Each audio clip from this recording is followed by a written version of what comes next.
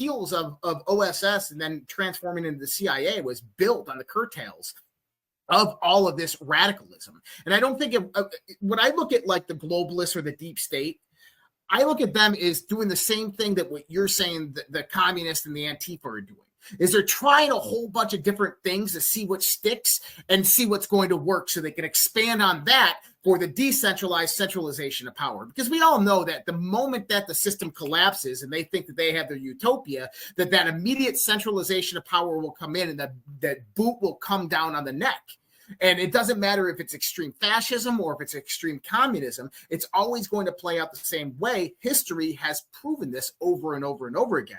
And so I look at, in the historical context, you know, who were the big influencers that brought this about? I think we can go all over on this, but the idea that I come about is, how did this infrastructure get so ingrained within our society? I get that it operates decentralizing in the backdrop, but we're talking about psychological warfare. We're talking about grooming here. Yeah, it came through the schools.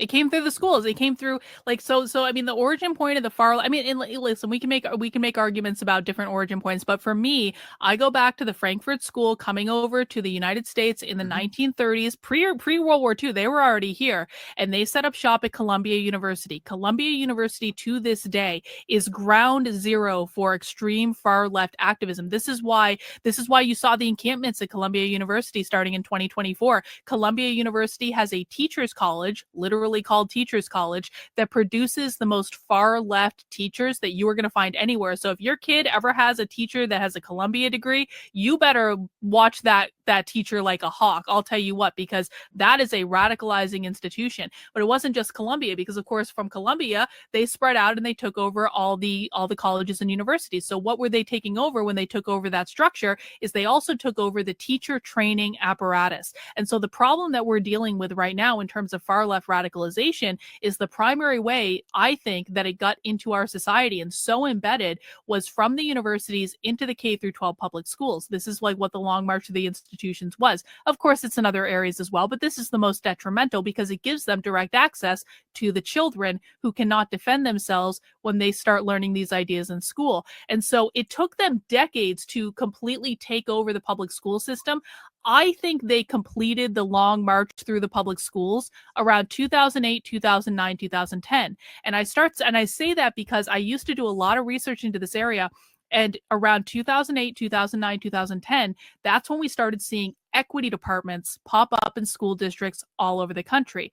Equity is just code for Marxism. Equity means removing the hierarchy. That's all it means. And so anytime you have an equity office in school, that is leftist indoctrination. You also they had to reach a critical mass of like teachers that were indoctrinated into this ideology. And the scary thing about that is it's like, teachers, like, you know, young people go to college and they're like, I want to be a teacher. I want to shape young minds. Well, they go into this training academy where they don't know that they're being indoctrinated into a far left way of teaching. They don't know what's happening. And so you have all these teachers all over the country that are teaching far left ideas that don't know any other way to teach because that's how they were taught. And so that is the biggest problem that we're dealing with is the public school system. I firmly believe it's not a fixable problem. I think we need to abolish public education entirely. So this is interesting because you mentioned Columbia University, and I saw this earlier today, and I went and looked the video up. The video is actually 4 years old. This is from 2021, but this is Yale University School of Medicine's Child Study Center hosted a talk, the psychotic problem with the white mind. Who's talking here is Columbia University professor, Dr. Aruna Kalyani, and listen to what she says here for people out there. Any white person that got in my way, daring their body, and wiping my bloody hands as I walked away relatively guiltless. With a bouncing like that, like I did the world a fucking favor. This is the cost of talking to white people at all. The cost of your own life as they suck you dry. There are no good apples out there. White people make my blood boil. Psychological predicament, because white people feel that we are bullying them when we bring up race. They feel that we should be thanking them for all that they have done for us. They are confused, and so are we. Can you hear me okay? Yes? Okay. So she starts out the conversation where she's talking about, I want to stab them in the fucking throat and walk away with a smile on my face. Mm-hmm. I mean, what, like, is this part of that same culture that you're talking about? It is, but I'm about to blow your mind, I think, because when she was saying white people, she didn't mean white skin color. She meant people who uphold capitalism. And I actually know this, and I know this might be a difficult one for people to understand. Okay, so let me just like walk people through this. Almost like there are exceptions to this rule, but about 95% of the time when the left is referring to white people, they mean people. Okay, the original reference is white people meant people who did not work in the sun. So when slaves were basically imported to America, they created this term called white to denote people who did not work in the sun. What did they mean by that? They meant the ownership class. They meant the property ownership class, and black people were considered to be the property class, the people who were owned essentially. So fast forward to today. When the left says white supremacy or whiteness, they are referring to systemic racism or institutional racism. These are basically racial disparities that were created by capitalism, which is private property ownership. That's what they're talking about when they're talking about slavery. And they're saying capitalism created these systemic disparities that keep some people in a oppressor class and some people in oppressed class. And if people don't believe me, I literally have Cheryl Harris on video. Cheryl Harris is a woman who wrote the paper Whiteness is Property in 1993 at Harvard Law School. This is one of their seminal documents. I have Cheryl Harris on video saying black people can be white too. White is not about skin color. It's all about capitalism. And so I understand what people think that clip meant, and I understand why, but she was talking about the capitalist class, the owner class, the class that is creating all the oppression in society. Very interesting. You have to learn their language. It's you have to code switch in your head when you're listening to them, So that's an interesting point, because I wanted to talk about the weaponization of language, but I want to do it with a clip real quick, because this is something that I heard today, and I probably should have tagged you in it. But do you want me to send you that Cheryl Harris clip? Can you play that? Yeah, it's super short. I'll send it to you while you're finding that. But this is a representative Pramila Jayapal. All right? Listen to what she says here, and I want you to decode this for me. We might call this getting strike ready. I think of it as getting us strike ready or street ready. And part of that is understanding our own strength. And as we develop that strength, being able to assess our risk tolerance, because we know that risk tolerance increases as the severity of the situation increases and as our own understanding of what's happening increases. So overall, the more we understand what's effective, what the risks are, and who's ready to participate, the more impact we can have. We might call this getting. So yeah, go ahead. Yeah, no. What are your thoughts on that? Because to me, that's a call to action. Yes. So strike ready is a call to action because one of the main organizing apparatuses for the far left is the labor unions. And this is a huge problem. This is a problem no one's talking about. The left has complete control of the labor unions. I'm not suggesting that everyone in a union is a leftist. I'm suggesting that the labor unions are completely controlled by leftist leaders who are using them to push far left policies. We see this in their protests, the SEIU, the UAW, all the big labor unions, like the teachers unions, are all involved in these leftist protests. And so when Camilla Jayapal is saying you have to be strike ready, that means you have to be ready to get involved in taking action within the labor movement. And they see going on strike as a way to essentially exert power over society. And what the left is planning, and I just had a video kind of go viral talking about this, is they are planning a mass general strike in 2028 for May Day 2028, where they essentially want to organize across all of the labor unions, but with a specific focus on the unions that are going to be the most disruptive to society. So things like the airlines, the auto industry, the grocery industry, education, Amazon, so deliveries. They're trying to organize all of the unions to all go on strike at exactly the same time. That's what she's talking about in that video. Wow. Yeah, okay. It's crazy.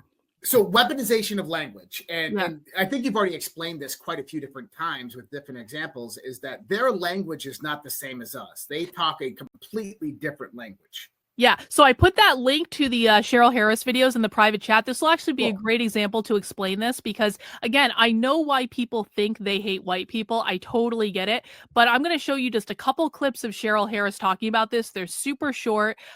You can always watch the full video of any clips I show on my website. By the way, I have all the full context, but this is just like gets right to the heart of the matter, where we can just go one by one through the videos in that post, and I can you'll be able to see. Whiteness is not a skin color or even a racial type. It is a social relation constructed on exclusion, structural privilege, and its valorization. So whiteness is not about skin color or even a racial type. Huh. Keep going. Just keep going. Just play them all. Secondly, post-racialism's commitment to protect some value in whiteness, however relative, what Derek Bell called the promise not to be the face at the bottom of the well, it coexists with expanding whiteness to encompass non-whites. And I think Chuck was alluding to this a little bit yesterday. Post-racial whiteness is conditionally available to persons of any racial group, even some blacks. So whiteness is available to everyone, including blacks. So think Larry Elder being called the black face of white supremacy in the Los Angeles Times. That's what we're talking about. And in this next one, they're going to talk about how race is directly connected to private property, which is the definition of capitalism. Post-racialism privileges self-designation. You are what you say you are. And post-racialism conceptualizes racial identity as private property on which the state cannot infringe. What? Okay. And then the last one, they're going to talk about directly how whiteness is connected to capitalism. Rather than mobilizing a sense of linked fate, that dismantling racial hierarchy is joined with addressing the problem of capitalism, these projects are placed in opposition, and the challenge to white entitlement or white privilege is then recast as an elitist, anti-populist project. So I literally have quotes from them saying you cannot fix racism without fixing capitalism. There is a book on the left. The literal title of that book is What is Anti-Racism and Why It Means Anti-Capitalism? And so it's like I can give you, I mean, just probably hundreds of examples at this point where they're directly talking about the word whiteness or white supremacy in relation to the word capitalism. And I'll tell you what, I've been to a lot of their events. They never talk about skin color. Every once in a while, we'll have these crazy people go viral online where they are saying something about skin color. Robin DiAngelo was actually talking about skin color, so she's kind of like the exception to the rule. And those are the ones that people hear, right? So I understand why people believe what they do. But when you actually like dig into far left trainings, you know, one of the things that was so how I actually figured this out is back in 2021, when people were starting to become aware of like all this crazy DEI stuff that was going on, I just started watching DEI trainings on my YouTube channel. So I would like watch these trainings and we would laugh at them and stuff like that. And in every single one of these DEI trainings that were done in organizations and universities where we had video on the internet of it, they were always talking about capitalism. And I was always so confused about that. I was like, why are they talking about capitalism in all of these trainings? Well, it's because these ideas came from the radical revolutionary left, where they're pushing this idea of abolishing capitalism. And this is kind of like one of the vectors that they're taking is the race vector, if that makes sense. So they mess with the language. They use the same vocabulary as us, but they don't use the same dictionary. And, you know, you said earlier that like the right doesn't understand what they're getting into. The right does not understand this language trick at all. Yeah. And that's part of why the left just keeps making progress and the right kind of keeps chasing its tail. So real quick, we gotta have this conversation again. I'm down to the 10-minute marker here, Josh and Carlin, to let you know. And one of the things I want to make sure we cover in this last portion is what are some of the things we can expect to see, what's coming from these groups. And Carlin, you probably, I mean, you're definitely the authority on, you know, understanding what these groups are talking about. And there's a call for speculation here, possibly. What do you anticipate to start seeing over the next few weeks? Yeah, I'm thrilled you brought it back to this because, you know, we were talking earlier about like, you know, what is like Antifa being emboldened by all of this. And that's exactly what's happening. So there was actually a document published by Antifa on Friday. I did a full review of it on my channel. You can also find it on my Substack, where they were basically responding to Trump declaring them a terrorist organization. And what they essentially said is, now is a time for us to do more direct action. Now is a time for us to get more people involved. What they're kind of afraid of is they're they're afraid of people defecting to go to the feds to like rat them out. And so their response to that is, we've really got to make sure everyone's in solidarity and everyone's coming to our events and everyone's doing all this stuff with us. And they're flat out saying that it is safer for us to be aggressive and like the provocateurs, I guess, in this context, because they believe that when they are the ones kind of like going at the police or going at ICE, then they're in a more advantageous position. So I think we're only going to see more activism against ICE in particular. ICE is their big enemy right now. They do some other boycotts and stuff as well against airlines or businesses they don't like or Tesla and all that stuff. But the big thing is ICE and continuing to rally around that. Why do you speculate? Is it ICE? Is it because ICE is targeting a group of people that we're removing from the country, and these are people that they figure if we defend these people by going after ICE, these are people we can bring into our movement, or why? So this is why I harp on the definition of capitalism all the time. Capitalism means private property ownership. What do you need to have private property? You need a border.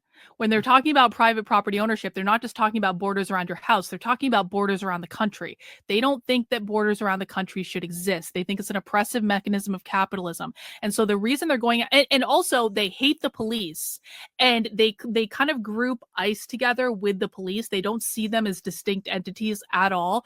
And so basically these are their monsters right now. These are and they're also saying ICE is kidnapping people. ICE is like, the ICE are mercenaries that are kidnapping our neighbors and trying to kick them out of the country or whatever. And so I think that this just kind of like hits on all of the talking points that really riled them up. And so that's why they're focused on this. They've also, I mean, prior to Trump being elected, they were focused